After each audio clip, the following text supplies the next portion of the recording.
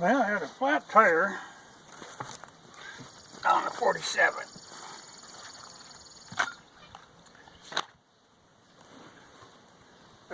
Well, them kind of a slow leak, took 2 days to go down. So then you kind of start thinking nail, but I'm not sure. Of late, there has always been quite a problem, well, for the last like 10 years, of the quality of your inner tubes. A lot of times they come really bad. They'll have like where maybe the mold had been too cold or something, and the rubber will have a pebbly type of texture, and it'll start leaking in that area. But it's a slow one, so I'm going to have to pump her up even more. But you can see that's an odd shape already. And then get some water and rub over it. One clue I was going to tell you though, when you do work on stuff like this, you know, here's where the valve stem was. You mark that so that your tire doesn't get turned on the rim, so that you have a lot better chance. If I should find a nail hole someplace in it, I know where to look on a tire, where the nail is, if it's still in there. But like I say, I have my doubts about the tube. They're Korean, and although, you know, you order, this is a 650/16, what'll come will be something that is made to fit like up to a 750/16. You know, it's like a one size fits all kind of deal. You know, they always try to do that. So I miss the days when you can get a tube that actually was the right one for the tire. Because I noticed when I pulled it apart, like right here, you can see there's kind of folds. Well, a fold in rubber is not good. But there's a, looks like a weak spot in the tube. Well, I'll check it and see if I can find a nail hole, and then I will replace the tube with a new one, just to be on the safe side. Then I'll patch the old one to keep as a spare. But like I say, tubes are kind of a constant problem nowadays. But there's something I was going to talk about too. When I'm slaving away at this thing, here I got a message on my phone from the Federal Reserve saying there was suspicious activity on my bank account. Well, you know, and then all you have to do is just push one number and it'll connect you right to the proper authority. And if you don't, there will be an arrest warrant issued in your name. Well, I'll take my chances. If there's a problem with my bank account, my bank will let me know.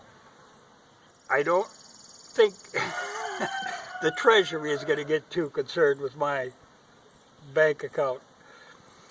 So I'm sure it's a scammy type deal, but I've had calls like that before. It was like a couple months ago. I got, and it's never a person calling, it's a message, you know. And it was, whatever you're doing, drop whatever you're doing. This is of the utmost urgency that you immediately call them back and dial this certain number that'll give you that operator that's going to handle this case for you. Well,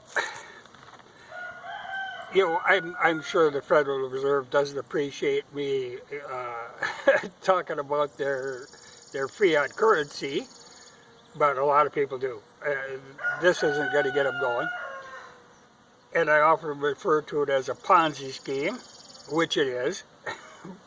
But everybody knows that. Anybody with any brains knows that. So this is some new shocking revelation that's going to get them all excited that they're going to come after me and issue an arrest warrant, you know. But this happens all the time. You know, you get calls, they're all automated, even though in the States it's illegal to do that, you know, and my number is registered with, you know, on a do not call list, but yeah, they call. But when they claim to be a government agency, that's particularly annoying. But I'm sure they catch a lot of people on this, because the first thing they're going to do is want all your banking information. Well, how smart would that be, you know, to give out your banking information over the phone to somebody claiming to be, you know, from the Federal Reserve of all places. It's a funny deal, but that's the way the world is now. But they prey on people, and it must work, you know, or they wouldn't keep doing it. They must be successful sometimes, but it scares the hell out of some people. Me, I don't give a shit. They could put out a arrest warrant for me. You know, I'm sure there's nothing suspicious in my banking, because I generally keep a balance pretty goddamn low. You know, because my theory is I don't really trust banks. You know, I use a bank, but it's just to turn money, you know, to turn digital money into cash. I deal with cash almost all the time, except for my online purchases, and I always know what I have to buy. A lot of times if I say, oh, I need something, like a new inner tube, got to order it. I'll go and deposit that money in the bank, enough to cover that expenditure, and then I'll order my part. But that's how I do it. But to think that, you know, I'm sure this is a regular business that they run, scamming people like this. But you look at all the effort they put in to go after stupid things, and then they let these people continue to prey on people.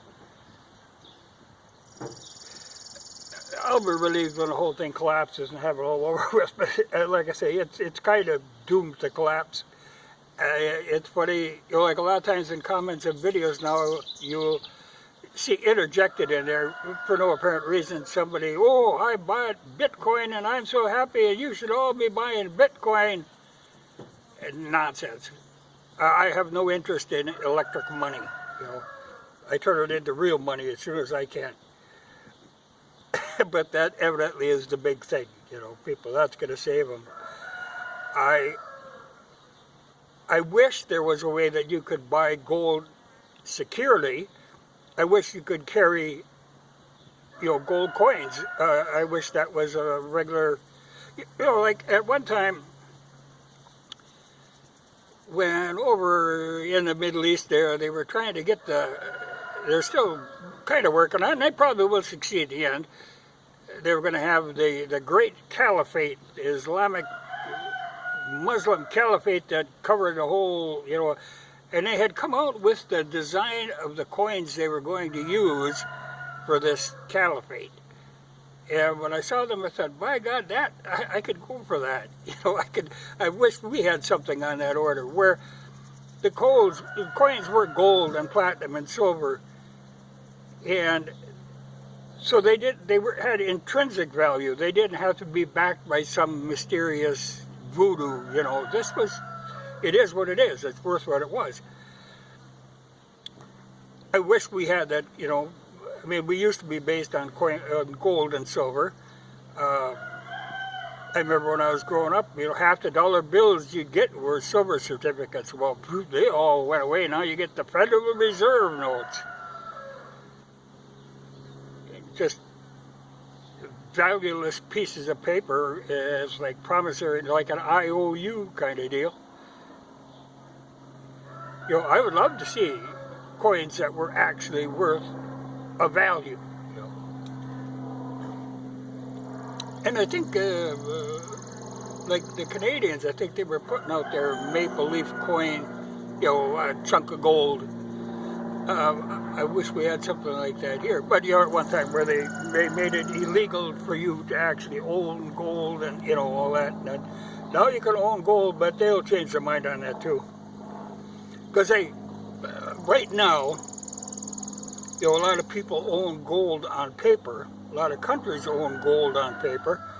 But most of the gold in the world is tied up in the BRICS nations. India, China, Russia, you know, those countries we're smart enough, the developing nations, we're smart enough to know that you have to have your money backed by something, so they got gold. The gold that we have, or is in the Bank of England, or in our treasury, in theory, when they look at that, they realize that as much of that is owned by somebody else, sometimes multiple times over. If everybody demanded their gold at the same time, they could only cover like a fourth of the gold that they actually have promised out. You know, there were some countries that were demanding their gold, you know, because it was like after World War II or during World War II, where a lot of those countries over there shipped their gold over here for safekeeping, because we figured it wouldn't get, you know, this would be the place to be safe. And then we spent it. Or sold a lot of it off when it got to be profitable, you know. So I think our vaults are full of cobwebs and IOUs. So the whole thing, you know, anytime you're running any fiat currency, which is what we have, and a lot of countries in the world have, is doomed to fail. It's like a Ponzi scheme is doomed to fail. There comes a point where it has to collapse. And I think we're on the verge of that. So I'm not too worried about it. You know, I'd like to get it over with. But the thought that the Federal Reserve is calling me, yeah, you betcha. I can tell them where to shove it.